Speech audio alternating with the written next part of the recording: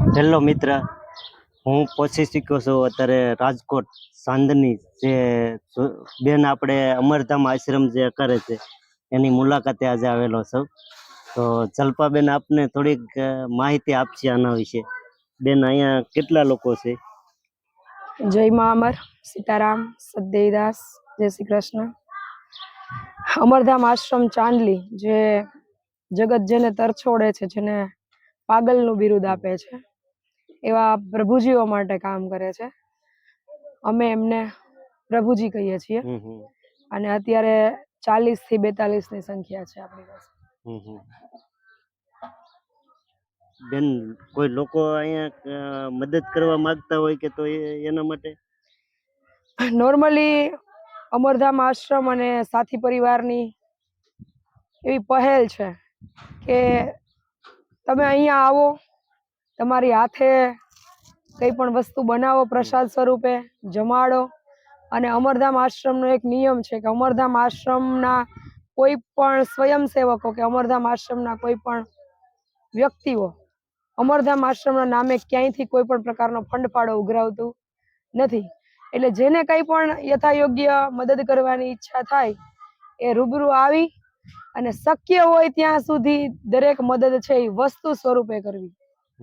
આર્થિક યોગદાન જ્યાં સુધી શક્ય છે ત્યાં સુધી આર્થિક યોગદાન અમે ન કરવા માટેની અપીલ કરીએ છીએ, જેથી કરીને આવનારા સમયમાં એક બધાનો ભાવ છે, બધાનો આશ્રમ પ્રત્યેનો લગાવ છે, સેવા પ્રત્યેનો લગાવ છે, એ કાયમ રહે.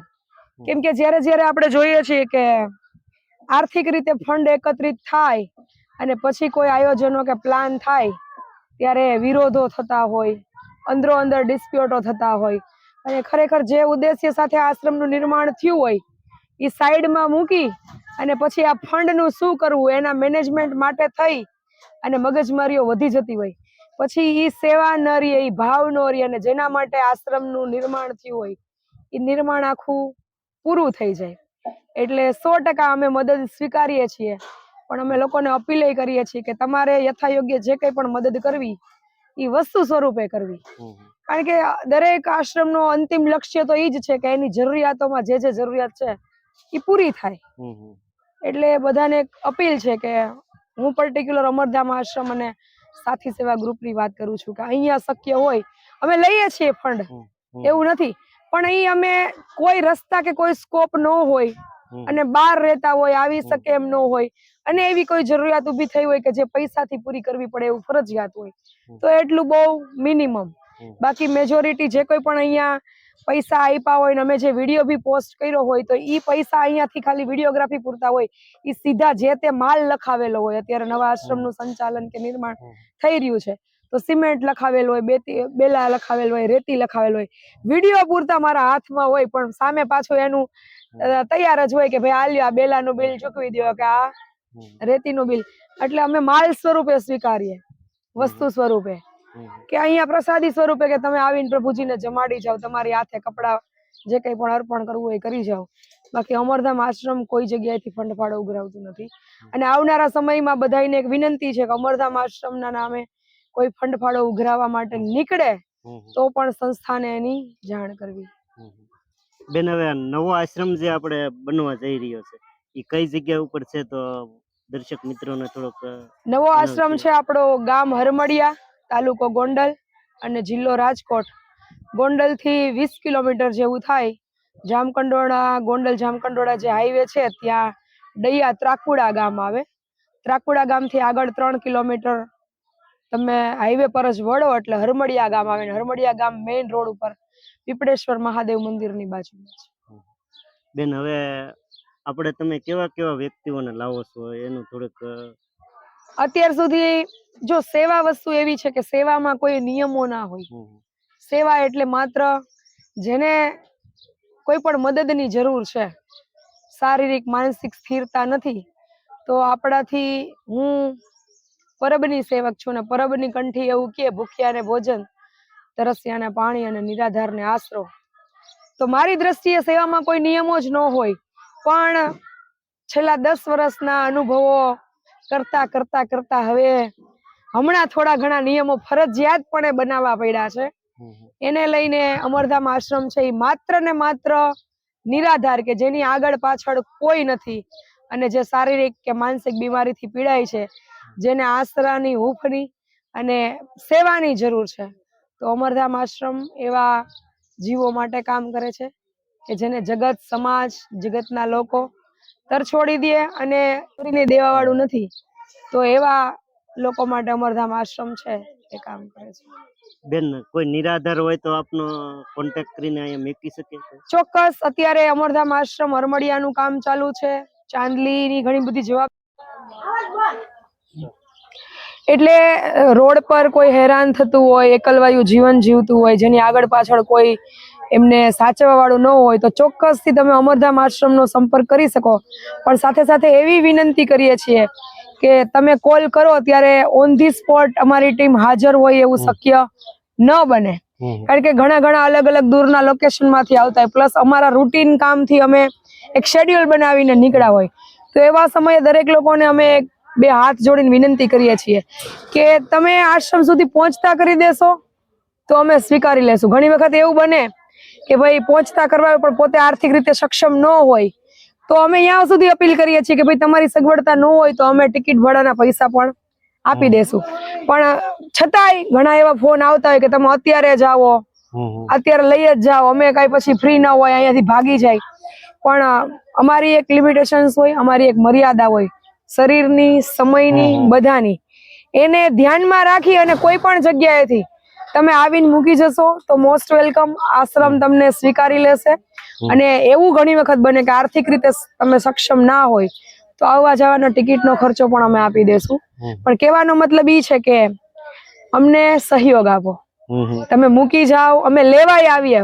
હું અડધી રાત્રે લેવા નીકળું છું, પણ મારી પારિવારિક જવાબદારી, સામાજિક જવાબદારી, આશ્રમની, નવા આશ્રમના નિર્માણની, તો ઘણી વખત એવી વ્યસ્તતા કે શેડ્યુલ હોય કે તમે કોલ કરો ત્યારે કદાચ હું 2-5 દિવસ, 15 દિવસ ન પણ ફ્રી થાવ, તો એ એક સમજવાની વાત છે. તમે મૂકી જશો તો અમે એક્સેપ્ટ કરી લેશું, કોઈ પ્રોબ્લેમ નથી. અથવા અમને સમય દેવો પડશે કે અમે પહોંચી શકીએ અહીંયા, એટલો અમને સમય આપો.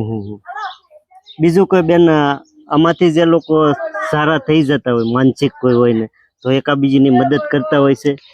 આ લોકો ખૂબ હેતાળ હોય, ખૂબ પ્રેમાળ હોય. આમાં બે વસ્તુ બની હોય. એક તો ખૂબ ઈમાનદારીથી જીવન જીવા હોય, જગતે, સમાજ, પરિવાર, ઘરે ઠોકરો મારી હોય, અને એક એવું હોય કે જેની સાથે કોઈ અણબનાવ બન્યા હોય, કોઈ રીતે છેતરાણા હોય, કોઈ લાલચમાં આવી ગયા હોય, અને કોઈ એક એવા સારા વે ઉપર આગળ વધતા માંગતા હોય અને કોઈ ઠોકર લઈ ગઈ હોય.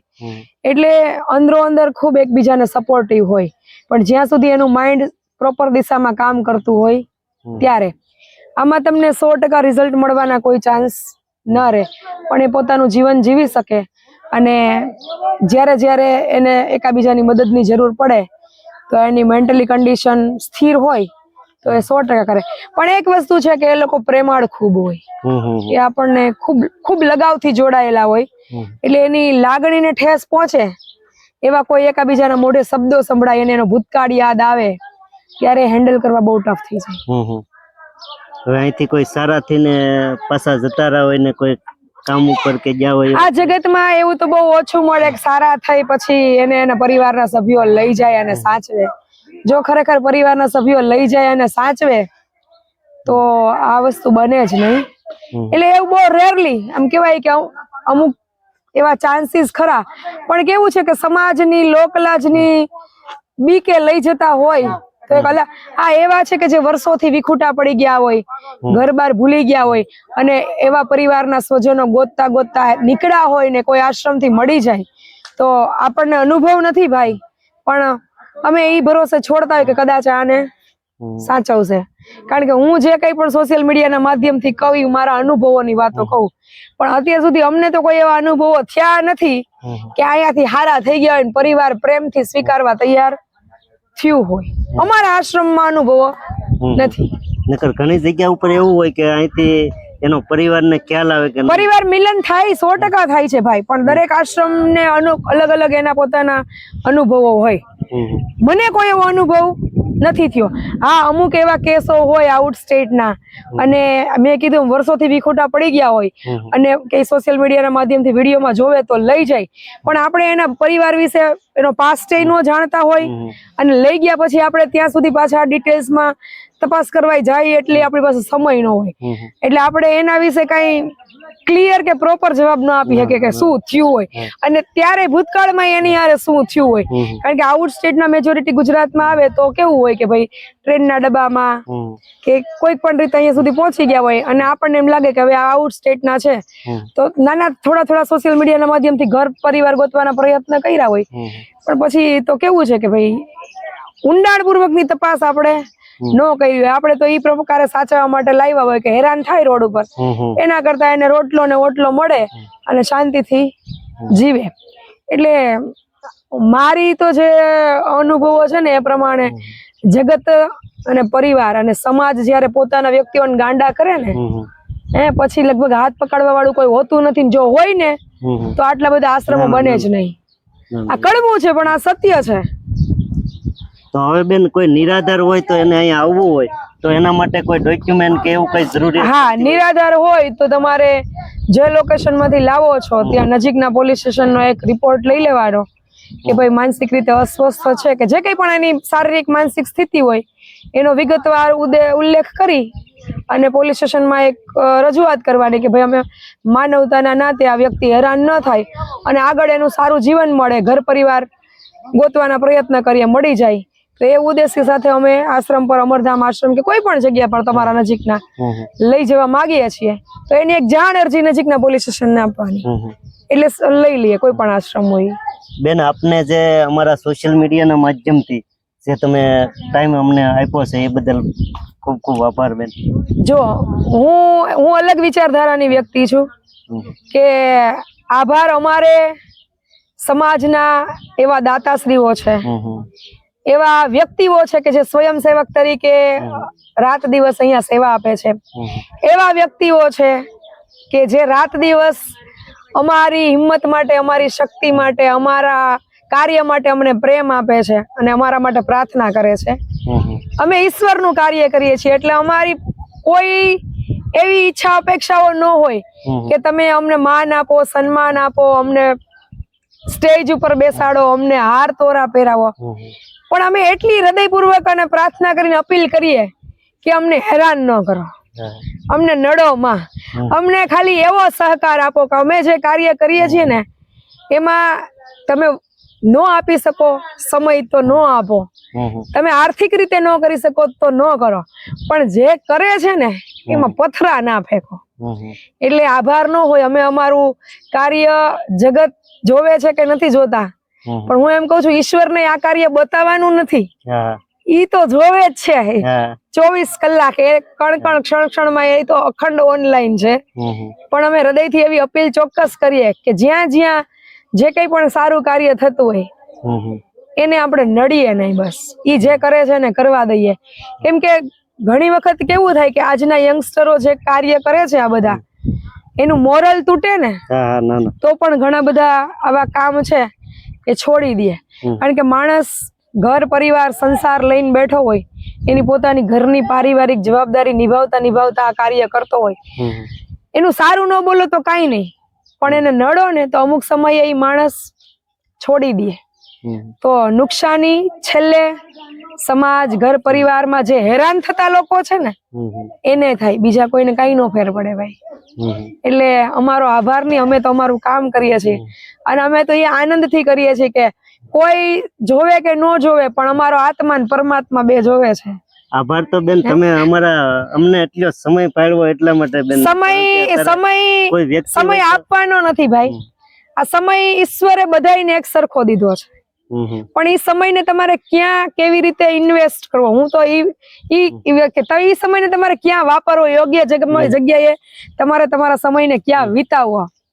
મને મારા જેવા માણસો આવે તો હું મળું અને એક જ ઉદ્દેશ્ય સાથે મળું કે તમે ક્યાંક રસ્તે નીકળો ને તો ક્યાંક આવી દ્રષ્ટિ રાખજો અને કોક બેને મદદરૂપ થજો, તો કદાચ મારા જીવનનો એક શબ્દ કોઈને લાગી જાય ને તો બીજા ઘણા બધા એવા આશ્રમો બન્યા છે, ઘણા એવા અન્નક્ષેત્રો બન્યા છે ભાઈ, કે જે પ્રભુજીની સેવા કરતા આપણા વિડીયોના માધ્યમ થકી એ સામેથી મને અહીંયા આવીને કહે છે કે બેન બસો પ્રભુજી, પ્રભુ સેવા ફાઉન્ડેશન લાલાભાઈ અત્યારે લગભગ એને 400 ઉપર પ્રભુજીને રોડ ઉપરથી લઈને શિફ્ટ કર્યા હશે વિડીયોના માધ્યમથી. એટલે એનો અમને આનંદ થાય કે ભાઈ આપણા જીવનકાળ દરમિયાન આપણે જે કંઈ પણ માણસોને મળીએ છીએ એમાંથી 2-5 જીવો બી આપણને જોઈને આ કાર્ય કરે તો આપણે બધાય નથી પહોંચી શકતા, પણ અમને અંતરથી આનંદ થાય કે આપણો સમય છે એ લેખે છે જ્યાં બેઠા હતા, જેની હારે બેઠા હતા એટલે અમે એક અપીલ કરી શકીએ કે ભાઈ જ્યાં તમને આવા કાર્ય થતા હોય અને જ્યાં તમારી આજુબાજુમાં તમે પહોંચી શકતા હોય ત્યાં તમે તમારો સમય આપજો. તો મિત્ર બેને આપણને જે સમય પાડ્યો છે અને જે વાત કરી છે એ તમે આ તમામ ગ્રુપની અંદર શેર કરજો કે જેથી કરીને આવા કોઈ નિરાધાર વ્યક્તિ હોય ત્યાં સુધી આ વિડીયો પહોંચી શકે. તો વિડીયોના માધ્યમથી કોઈ એવું નિરાધાર વ્યક્તિ હોય તો આ જગ્યા ઉપર તમે તારે પહોંચાડજો અને બેનનો હેલ્પલાઇન નંબર પણ હું આ સ્ક્રીન ઉપર તમને આપી દઈશ.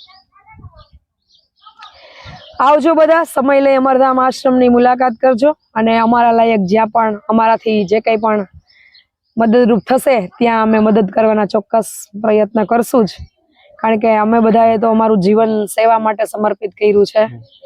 તો એમાં નથી કરવું એવું ન હોય, પણ સમય સંજોગ સગવડતા અનુકૂળતા એ સમય આગળ બી ફાળવેલા હોય, વર્તમાનમાં બી અમે ગોઠવાયેલા હોય અને ભૂતકાળના આયોજનમાં હોય, એટલે એમાં બધું મેનેજમેન્ટ કરી અને એક એક કેસોને છે એ સોલ્વ કરતા જવાના હોય.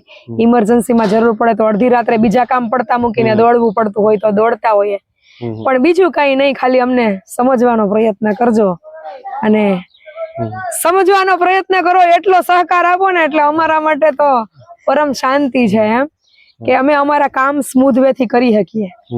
ચલો બધાને જાજા કરીને જય મા અમર, સીતારામ, સદદેવદાસ, જય શ્રી કૃષ્ણ.